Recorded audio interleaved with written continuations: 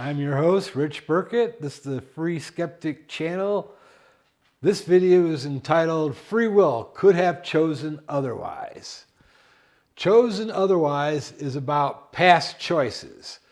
Could choose otherwise is about present and future choices.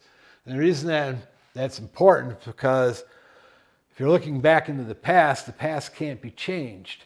So you can't change the choice you made in the past. Now you could make a present or future choice that would negate that. That's always a possibility. So the meaning of otherwise suggests at least one alternative possibility. This video aims to show that the one otherwise alternative possibility is to not make a choice nor decision nor take the action. Other possible options could be considered as independent choices, decisions, or actions unless two or more options are mutually constrained. That is, you have option A and option B, not necessarily the not option, and you must choose one or the other for some reason, whatever reason you have that you couldn't choose both, okay? Now, the constraints are mostly for hypothetical or counterfactual arguments about free will, but not the only ones. So there could be other reasons, other constraints. Consider multi-choice options. If no option is chosen, then either 1, options remain unchosen indefinitely, or 2, a choice could be made later voluntarily or imposed by involuntarily by time or other constraints. One analogy is a tree with hanging options, like fruit, that could be chosen or picked. Someone could pick none, one, more than one, or all the options. Now, there might be a reason why you wouldn't choose all the options, certainly not all at the same time, because you'd be overburdened with trying to make too many options actually happen. What becomes of the unpicked options? Unchosen options remain on the tree and could be picked later or not, unless a constraint precludes an option. Fruit is constrained by time when it becomes overripe. The most cited multi-choice options are chocolate or vanilla. A chooser could have a preference for one option or has no preference for either because the chooser likes both equally or dislikes both equally. Or the chooser is unfamiliar with or lacks knowledge about both options, one or both options actually. The chooser could ask for a sample of each option before deciding, or the chooser prefers both together more than each alone. Another example is the fork in the road dilemma. If someone already knows which way they prefer to go, then they had sufficient knowledge to not hesitate. If someone has insufficient knowledge to decide, they could stop until they have sufficient information to decide. They could pull out a printed map or a cell phone with a compass and a GPS-based map.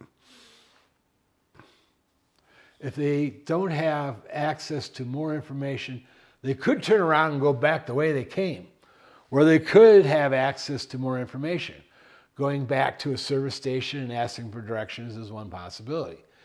If none of these options render more information, then the traveler could choose one way, either randomly or with less than sufficient information, and then travel far enough to decide to continue on or return to the split and choose the other option. Daniel Dennett calls this competence. Now, hypnotists call a subject's ability to be hypnotized suggestibility. Children have high suggestibility mostly because they have low competence. Adults under the influence of hypnotic drugs, including ethanol, sodium thiopental, which is a truth serum, and scopolamine, among others, could have higher suggestibility and could have high competence, including wisdom and street smarts, when sober. Someone's competence could increase with time or not when more of information from observation, experience, learning, and other sources could be accumulated. Time could also further the assessment of and preparation for possible choices, decisions, and or actions. Now, by assessing, I mean considering the option, whether it is desirable, preferable, whether it's possible, whether it's for a whole host of reasons why you would want to, or for its ethical reasons, for as to why you would or wouldn't want to choose that particular option for yourself. Okay, now let's see here. If do, not do, choose, not choose, decide, not decide, act or not act are otherwises, then the not option is either not now or not ever, not later, or could be not possible. So if something's not possible, you're not going to ever be able to choose that option. Okay, later on, after the first, the not now or not ever option could then change to now.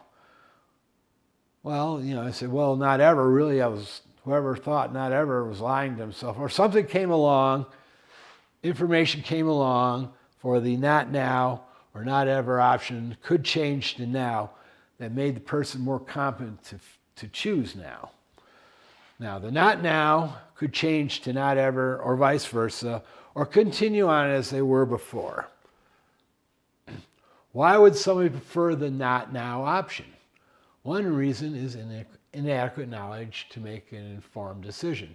Informed competence is, again, the accumulation of information, knowledge, pattern recognition, reasoning skills, and talents that increases the probability of a choice, decision, or action with a more preferable outcome. Competences vary across different skills and talents and include ethical or moral competence. That's one Daniel Dennett focused on, was moral competence. But there's other competences that are just as important: legal competence, creative competences, occupational, driving, cooking, financial, performance competences, among others. That's not a complete list, obviously. The not choice, decision, or action is also called free won't. The not now choice, decision, or action I call free win, because I have not found anybody else that had used free win before I did. Is free won't and free win compatible with determinism? View my Free Skeptic YouTube videos, including free will, free won't, and free win, and compatibilism. Could free will be conceptualized to be compatible with determinism? For more insights. Now again, please like, subscribe, and notify, and have a very nice day.